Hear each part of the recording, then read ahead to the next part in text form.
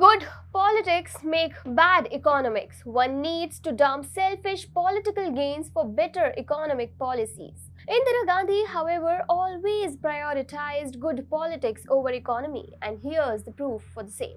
Hi, and welcome to TFI English, the national socio-political analysis arm of the TFI Media Group. I'm your host Tanya, and if you haven't subscribed to TFI English yet, please hit the subscribe button and also click on the bell icon to receive all the recent updates. Coming back to the story, I am here to tell you how Indira Gandhi ruined the Indian economy for the sake of political gains. Let's begin. The Indian economy 5 decades back was thrown under the bus by the Indira Gandhi-led government. The party took the first step in ruining the economy of the nation just to win elections, and that was the nationalization of each and every bank in the country at that time. While the decision is known as the single most important economic policy decision taken by any government after 1947, it should be noted that it was all about political gains which led to the economic disaster of the nation.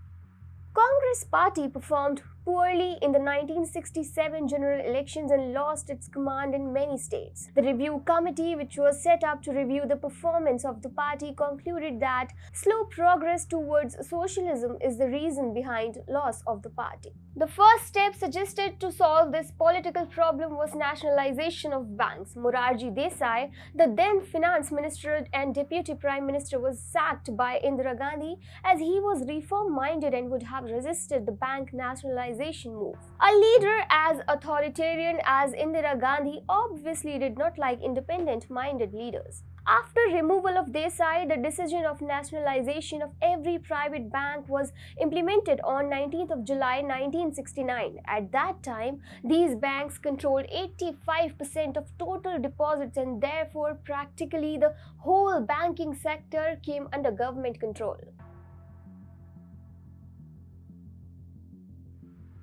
While the so-called defenders of bank nationalization claim its positive outcomes, the reality was far from it. The nationalization of banks was primarily a political ploy by Indira Gandhi to split the Congress, but there is another reason behind it too. The decision was taken to combat and crush the Swatantra Party, which had emerged as the greatest threat to Congress hegemony at that time. The Swatantra Party was formed in 1957 by C. Rajagopalachari, N.G. Ranga, K.M. Munshi and other eminent congressmen who did not really like Jawaharlal Nehru's socialist policies.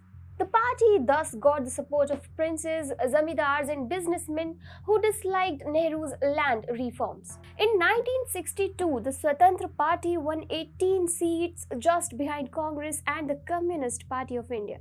In 1967, as a consequence of what India was made to suffer, Congress won only 283 of 520 seats, and Swatantra with 44 seats became the opposition spearhead.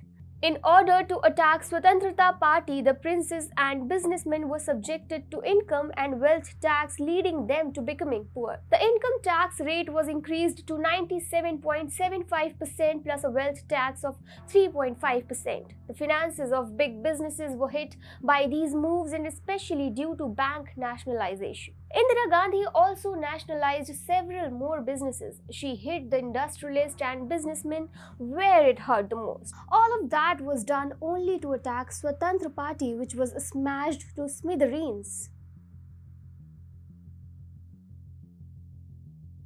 The reason given behind the disastrous step of the nationalization of banks was that the government wanted to increase the rural penetration of each bank and prioritize the lending to MSMEs. Both things remain a distant dream. 5 decades of improvements on this front that can be accredited to any nationalized bank is negligible.